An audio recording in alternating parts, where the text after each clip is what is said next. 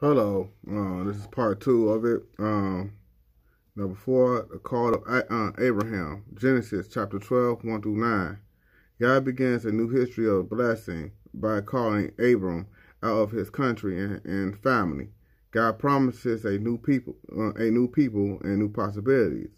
Main points: God calls Abram out of Ur to go to another land. This chapter 12, verse 1. God promises Abram to make of him a great nation and to bless him. This chapter 12, verse 2. God makes a covenant with Abram to give him a son and a land. This chapter 15, 1 through 21st. God reaffirms his covenant with Abraham.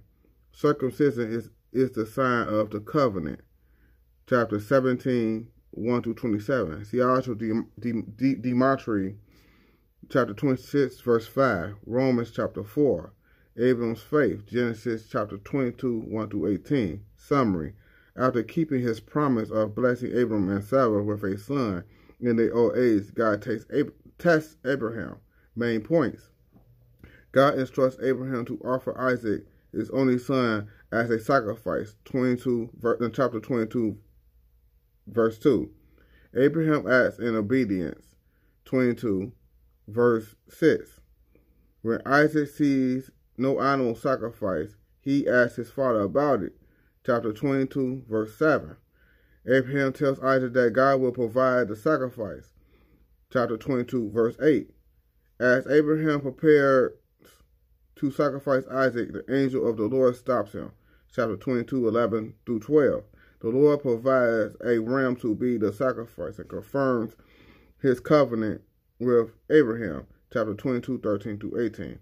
See also Hebrews 11, chapter 11, 17 through 19. Romans 8, chapter 8 through 32. Then we got Joseph and Canaan. Genesis 30, chapter 37 through 47. The story of Joseph illustrates the promise God made to Abraham.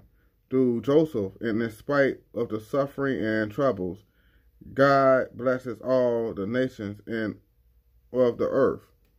Main points. Joseph was the first son of Israel, Jacob, aka Jacob.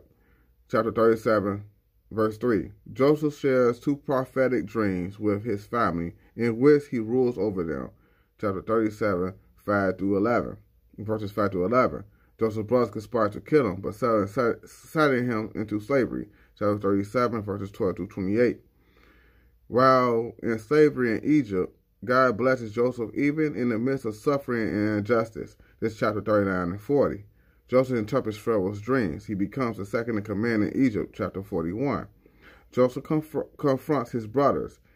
His brothers, especially Judah, experience a transformation. Chapter 42 through 45.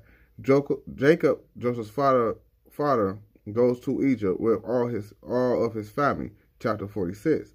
God reaffirms his promises to Jacob as he had done to Abraham.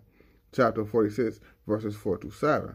Also see Genesis 41, 39 through 43, and Genesis 45 through 8. And this is what we did today. After the last come study with me, I'm just putting it all into one. The call of Moses, Exodus 1 through 6. God calls Moses to lead Israel out of Egypt. Israel spent over 400 years in Egypt. Israel spent over 400 years in Egypt. Moses is to lead God's people through the wilderness into the promised land.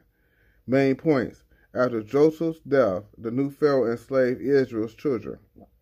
Exodus 1, verses 1 through 22. God speaks to Moses from a bush that burns but does not burn up. Chapter 3, verses 3 to 4. God identifies himself as the God of Abraham, Isaac, and Jacob. Chapter 3, verse 6. God tells Moses that he has selected him to tell Pharaoh to release his people. Chapter 3, verses 9 to 10. God tells Moses that his name is I Am. Chapter 3, 13 through 14. Thank you for Oh yeah, God tells Moses that I'm sorry. God tells Moses that Pharaoh will not comply, but God will have to strike Egypt. Chapter 3, that's chapter 3, 19 through 20. See also Psalms 90 and Hebrews 3, 1 through 6. Thank you for sharing this review with me. Like, share, subscribe. God love you, Jesus love you, and I love you. Have a blessed day, a God blessed day. All right, bye.